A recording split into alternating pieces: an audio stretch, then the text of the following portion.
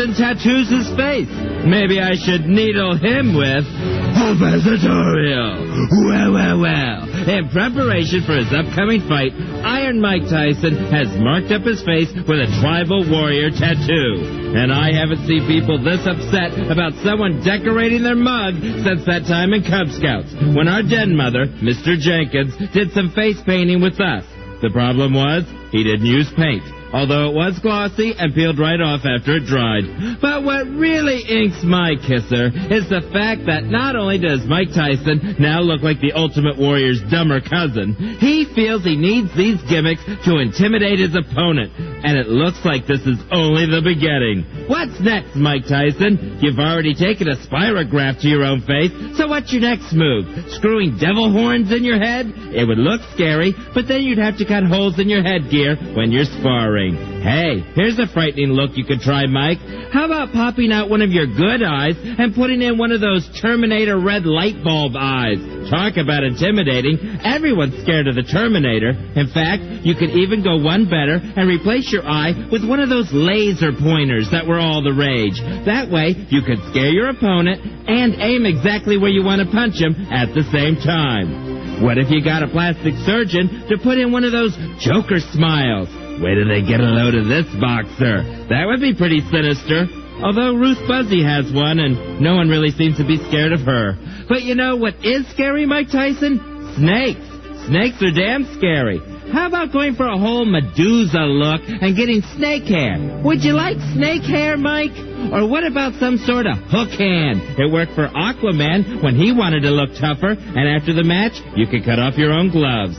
Let's see, something intimidating. We could always weld a Darth Vader mask to your skull. Or better yet, what if we just gave you a shark head? Actually replace your own melon with a shark's. Talk about scary. Who's not afraid of a shark? Besides, you're already biting people anyway. Shark head may be the way to go, but just remember to have a lot of extra water bottles in your corner.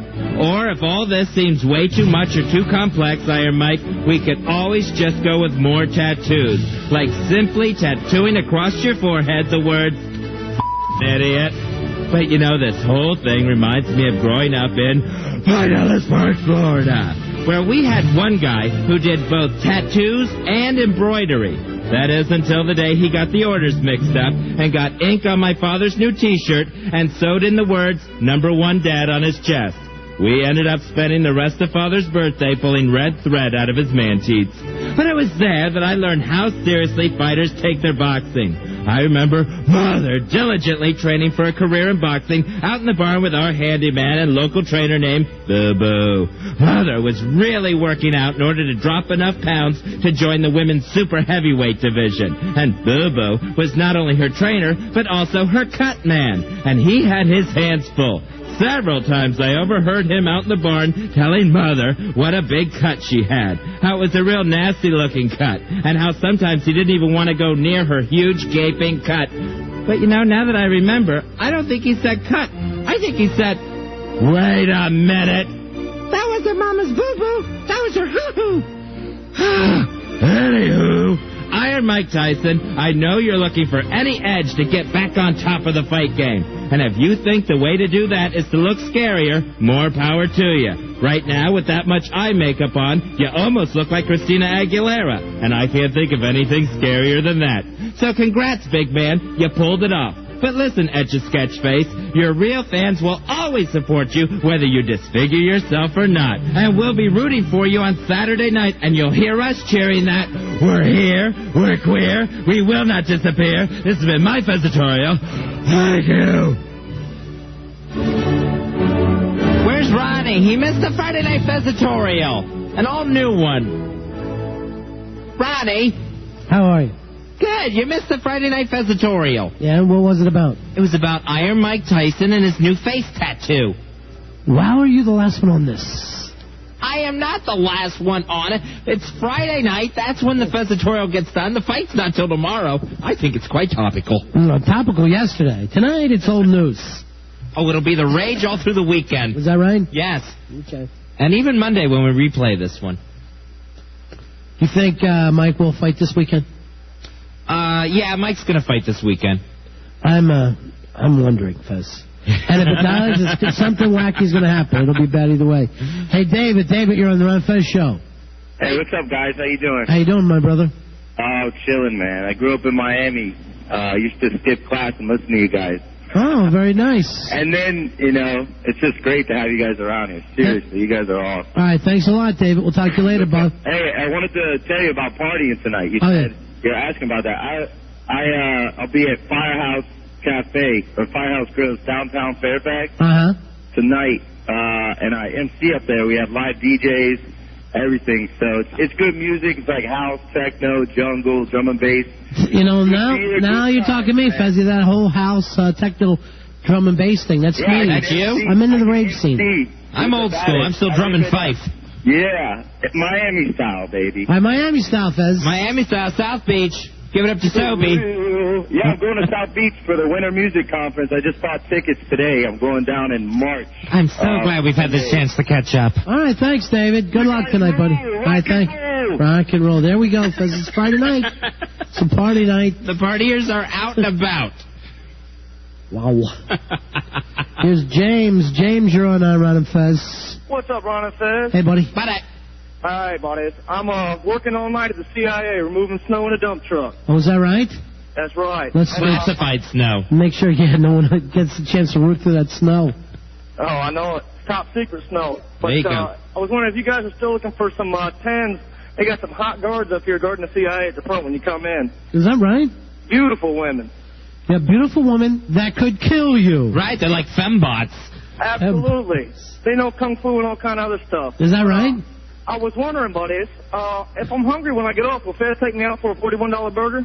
Yeah, no problem at all. Take anybody out for a $41 burger. That's only if the Bucks go to the Super Bowl. Hey, try to hook up with some of those chicks and see if they want to come out one night. All right?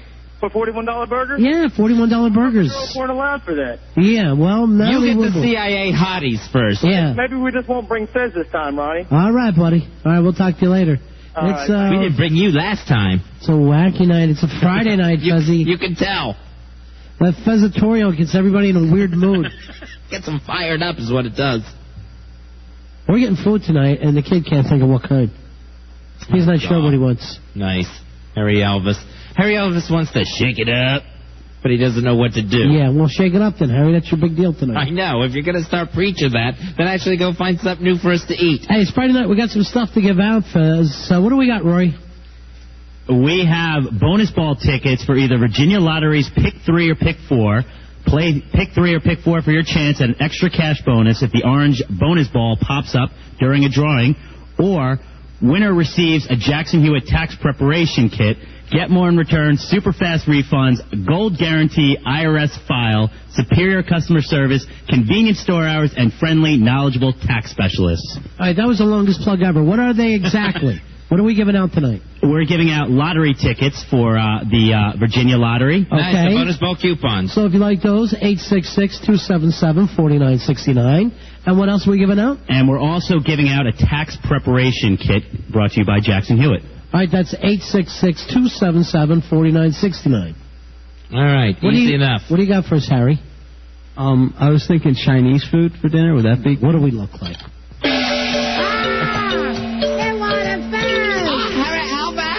Oh, God, it's not Chinese food. What are we, the Dick Van Dyke writers? Come on, Harry, get off. We're all going to sit around and eat out of cartons? Betty Sorrell and Rosemary here. I'm not in the mood to eat dog tonight. Oh, well, that isn't true, is it? No, here's the thing, too. If he tells you what Chinese place, but he just leaves it as general as Chinese food. I believe there's one not too far from I know, but I don't know the joint just because it's close. It could be an Irish setter and some noodles. Yeah, that's not where we're at there. Now, is that true? Was there ever a Chinese place that actually served up a dog? You know what? I can understand, like, overseas. All right, I've heard this story so many times. The guy goes in, he has his dog with him. The owner says, oh, okay, I'll take that for you, because the dog's in a leash. He's like, oh, thank you very much. As he's eating his meal, he goes, where's my dog? And he was like, what? You just ate it. Oh, man, I've heard the same thing, except the guy finds the collar in his food or a piece of it or something. No way. Yeah. Like the people are such animals that they They don't even understand the fact that you take the collar off before you cook.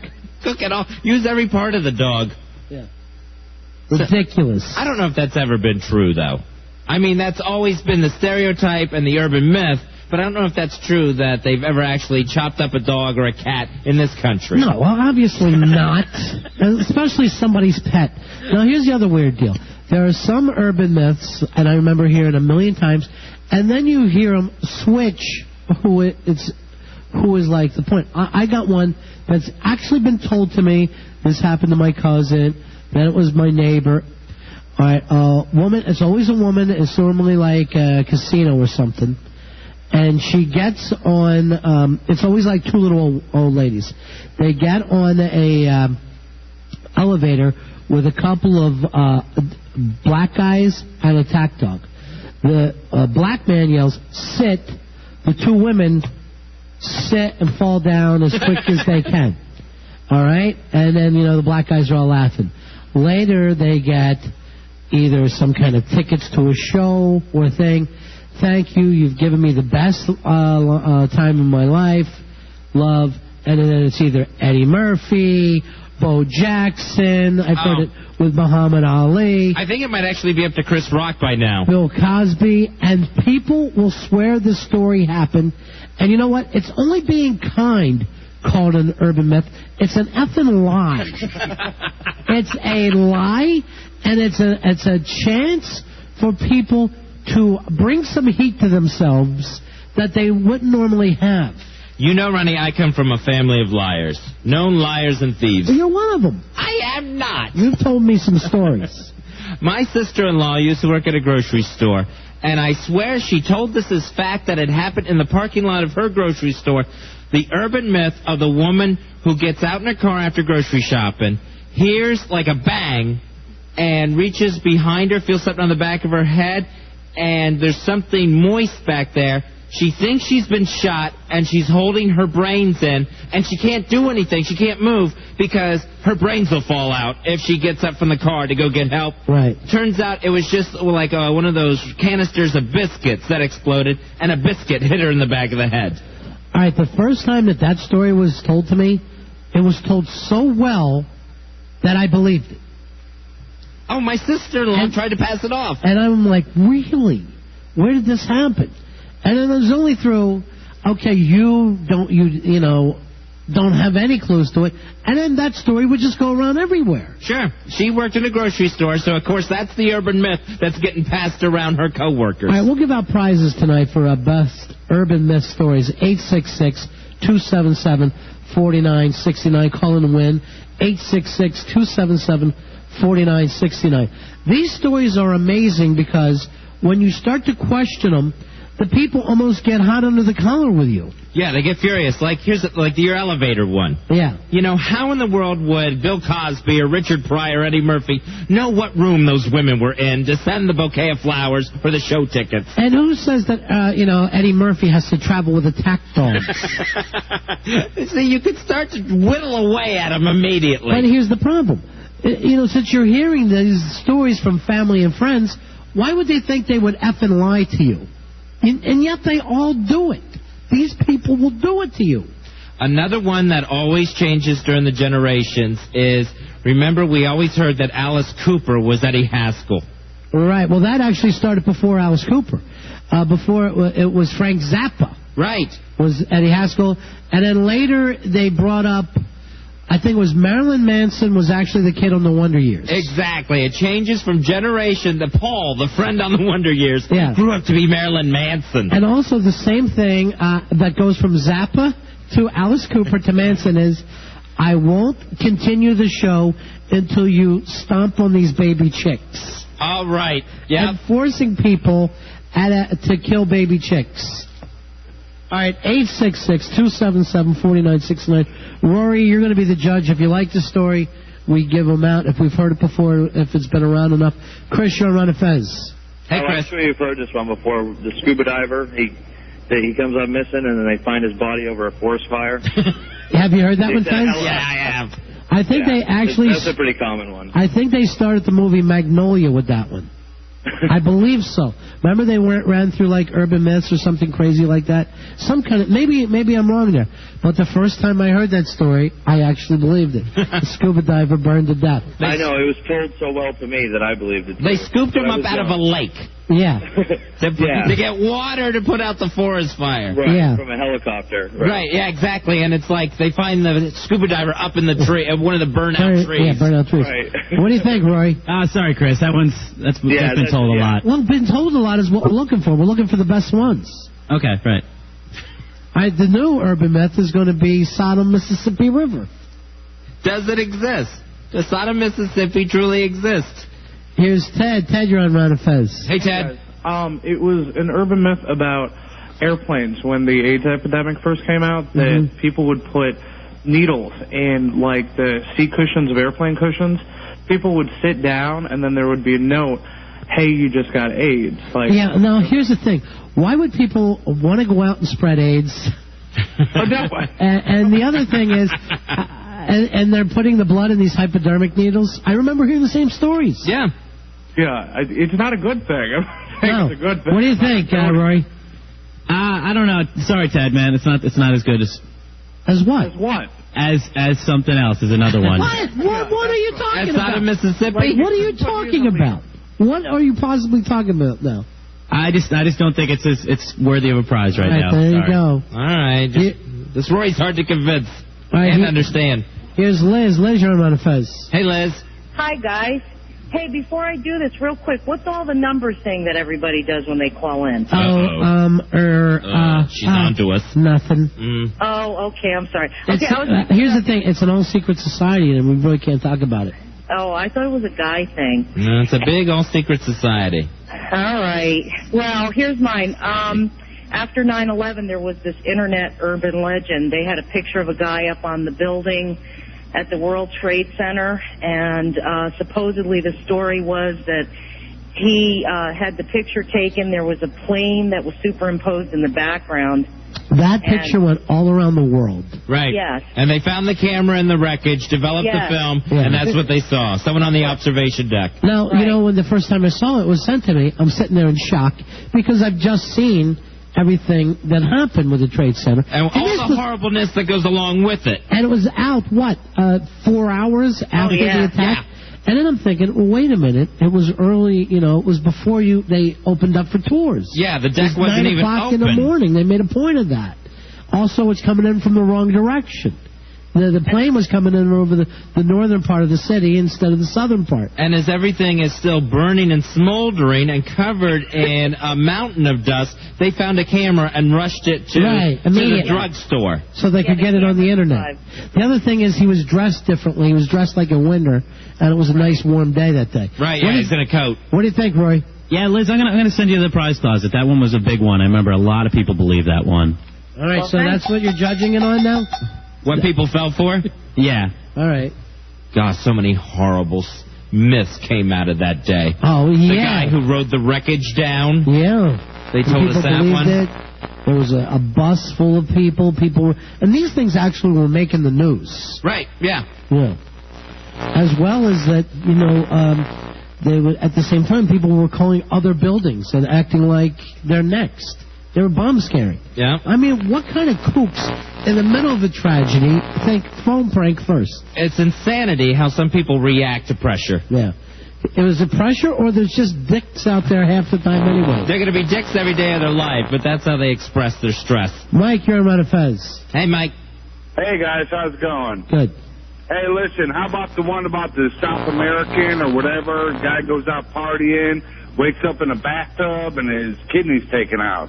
That one was told to me as fact at least 3 different times. The guy wakes up in a tub of ice or something like that.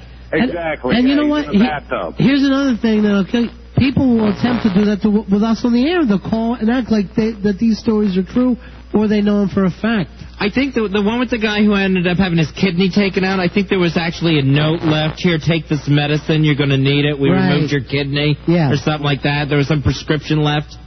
Right, yeah, because he needed it for something, and they needed the kidney for some, poor child. All right, have you heard that one, or what do you think of it, Roy? I don't think that one was that believable. What do you mean? Of course it was believable. I don't know. That one wasn't as big as, as I thought it would be. People were worried about organ bandits. It's not that, it's nothing to be that frightened about or anything like that. You're missing the point of the story. We're looking for the best one. Right, no, I realize that. But I didn't think that one was that great. All right, it's not just what it scares you the most. Right. Bobby, you're on Ron and Fez. Hey, Bobby. Yeah. Hi, how are you doing? Go ahead, Bob. The one that I heard it told us back from a friend, is where the girl comes in the door. She's looking for her dog, can't find the dog, goes into the basement. All of a sudden, the lights come on. Her whole family screams "Happy Birthday" to see her with peanut butter all over her snatch. Yeah, I forgot about that one. You know what? I've been told it by a couple of times, and it's always girl at work. And then I will respond with, "You are a liar." That is good not for you. What do you think, Roy? Bobby, you're going to go into the prize closet. Oh, you like that better than the kidney one? Yeah. Because it scared you more? No, it didn't scare me. And Roy does that with his dog. No, because I actually I was told this when I was like 10 years old at work, and I was totally like... Where were you at work at 10 years old? The coal mine? He was in the factories. It was... but I was looking at the girl constantly, like, oh my gosh, I can't. Oh, believe you were that told it happened. It's some girl that I worked with, and I was like, oh my gosh. What kind of job were you doing at 10? I was kind of like this, just working on the docks type thing at a marina. What do you mean, Fez? I have no idea. I don't know why he's being secretive about it. I was like a dock boy at a restaurant, just tying up boats, just helping people off the boat. You were a dock boy, right? Someday we hope you make it to be a doctor. Fez, there's one going around now about Oliver North. Remember when he had the trial, it was on TV and everything, and he was saying that they go, why would you buy a $60,000 security system? And he said that he was being threatened. All right. People now are saying, and he brought up the name Osama bin Laden then. And that was like, what, 86? Right, that was a way back. And people are going, oh, I remember because they had a hard time pronouncing the name. And it's just made up. It's made up for no apparent reason. God. People want to believe them. Yeah. People want to be gullible. All right, we'll take a break and come back and keep this going. We're looking at best urban myth stories. It's the Ron and Fez Show.